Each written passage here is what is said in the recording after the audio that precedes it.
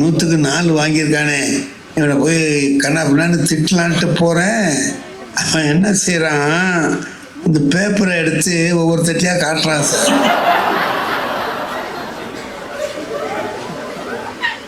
நீங்கள் சிரிக்கிறீங்க பாருங்க, இதை விட நல்லா சிரிக்கிறான், இதை விட நல்லா விழுந்து சிரிக்கிறான். மார்க் எத்தனை? 4. அடுத்தவன்கிட்ட காட்டுறான், நான் உள்ளவன்கிட்ட காட்டுறான், பின்னால் ஒருத்தன் எட்ட காட்டுங்கிறான். ஒரு பத்மஸ்ரீ பட்டம் வாங்கினா எப்படி எல்லாத்தையும் காட்டுவான், அதை மாதிரி காட்டுறான் சார். இந்த 4 மார்க்கு பேப்பரை ஒவ்வொரு தட்டியாக காட்டுறான்.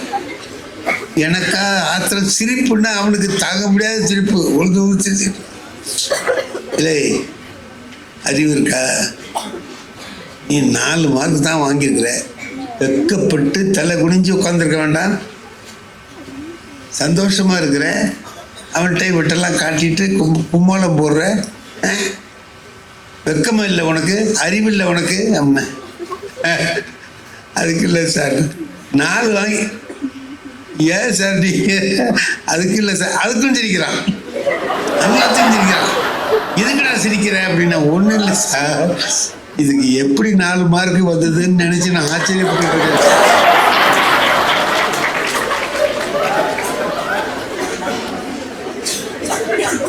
எப்படா 4 வந்துச்சுன்னு நினச்சி நான் வாங்கி பார்க்குறேன். உண்மைதான், அது 4 மார்க்கு வர்றதுக்கு உள்ள வாய்ப்பே இல்லை. சும்மா அங்கங்கே ரைட்டு மாதிரி இருந்தது, ஒரு 1/4 மார்க் 1/2 மார்க் போட்டோமா, அதில் ஒரு 4 வந்துட்டு அவனுக்கு அது தாங்கலை. இது வரைக்கும் வாங்கினதுலேயே ஃபர்ஸ்ட் மார்க் தான் சார்.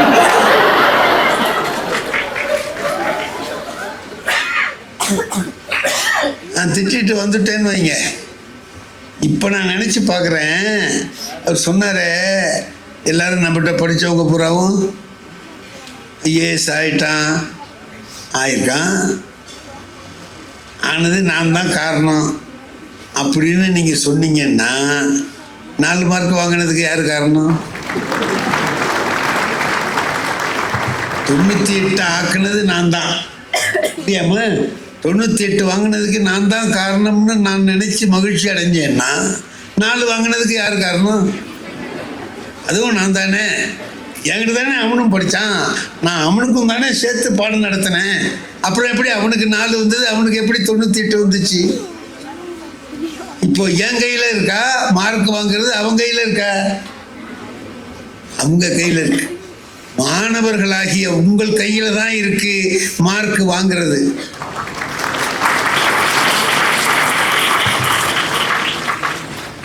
ஆசிரியர் சொல்லி கொடுத்துட்டு போடுவார், அவருக்கு தெரிஞ்சதை பூரா சொல்லி கொடுப்பாரு. நீங்க நல்லா வரணும், நிறைய எல்லாருமே 100 வாங்கணும் அப்படின்னு நினைச்சுதான் அவர் பாடம் நடத்துவார். வாங்கிடுறீங்களா நீங்க? இல்லை. அதுக்கு தான் நான் ஒன்று சொன்னேன், அது வந்து இந்த இதுலலாம் இருக்கு, யூடியூப்லலாம் வந்துருக்கு.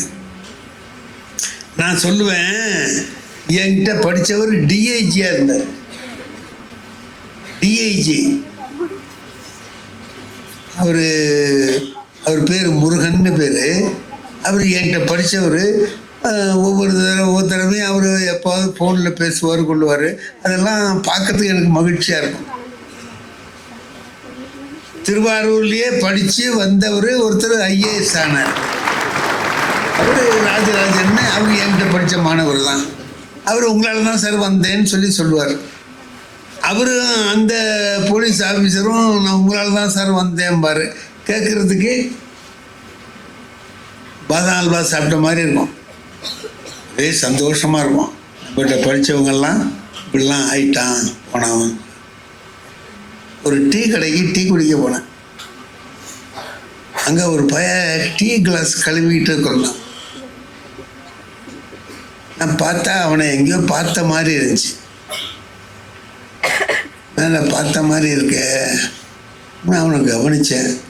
அவனும் கழுவுறதை நிறுத்திவிட்டு என்ன கவனிச்சான். நான் அவனை பார்க்குறேன், அவன் என்ன பார்க்குறான்.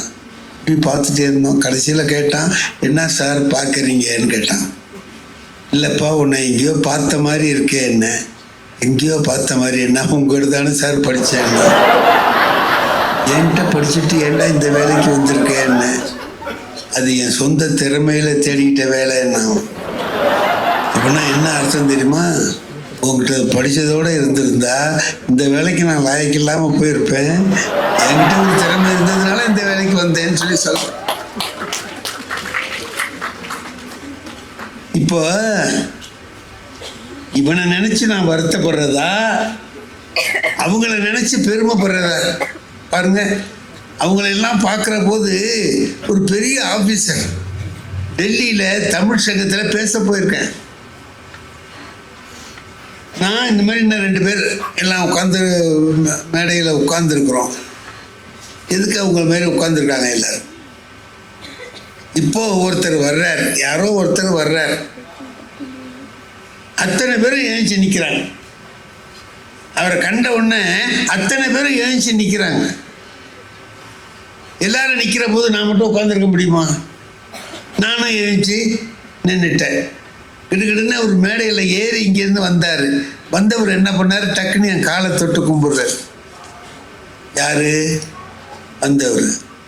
எனக்கு பயமாக போச்சு. என்னடா இது, அவரை எல்லாரும் மரியாதை பண்ணுறாங்க, அவர் எனக்கு மரியாதை பண்ணுறாரு என்னன்னு. யார் நீங்கள்? என்ன சார் இருந்தது காலை தொட்டு கும்பிட்றீங்களே அப்படின்னு.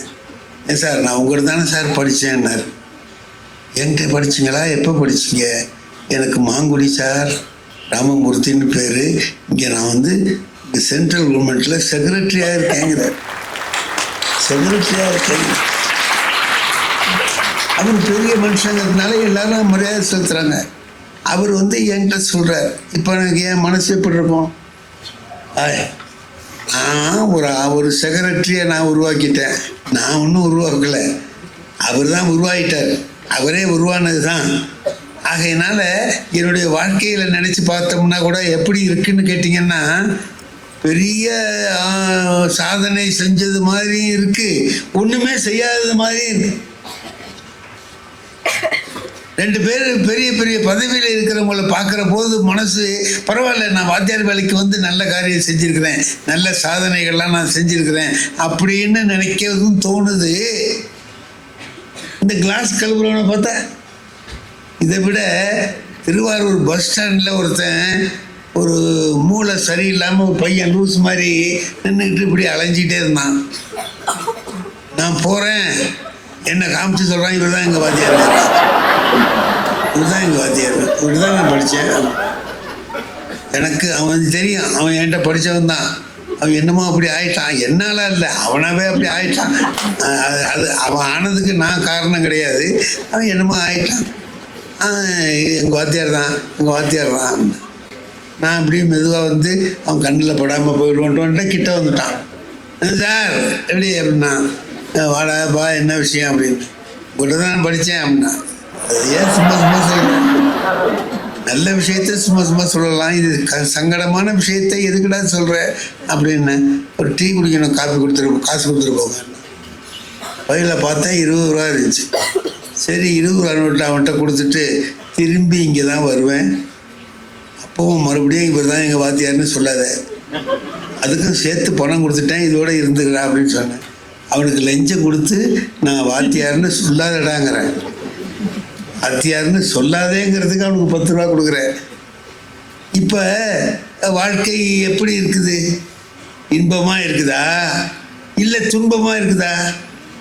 இன்பமும் இருக்குது, துன்பமும் இருக்குது. இப்போ நம்ம என்ன வாழ்க்கையே இருக்குல்ல, இப்போ நம்ம குடும்பம் நடக்குதுங்க, குடும்பத்தில் இருக்குது, கணவன் மனைவி வாழ்க்கை இருக்குது, எல்லாரும் சந்தோஷமாக இருக்காங்க. சில பேர் கஷ்டப்படுறாங்க, சில பேர் துன்பப்படுறாங்க, சில பேர் சந்தோஷமாகவும் இருக்காங்க. ஒருத்தரே இன்னைக்கு சந்தோஷமாக இருக்கிறாரு, நாளைக்கு கஷ்டப்படுறாரு. தொடர்ந்து நீ இன்பமாக இருக்கணும்னு சொல்ல முடியல, தொடர்ந்து துன்பமாக இருக்கணும்னு சொல்ல முடியல, ஒன்றுமே முடியல. வாழ்க்கை என்பது 2 கலந்ததாக தான் இருக்கு. கணவன் மனைவி 2 பேர், அப்பா அம்மா 2 பேர் வீட்டில்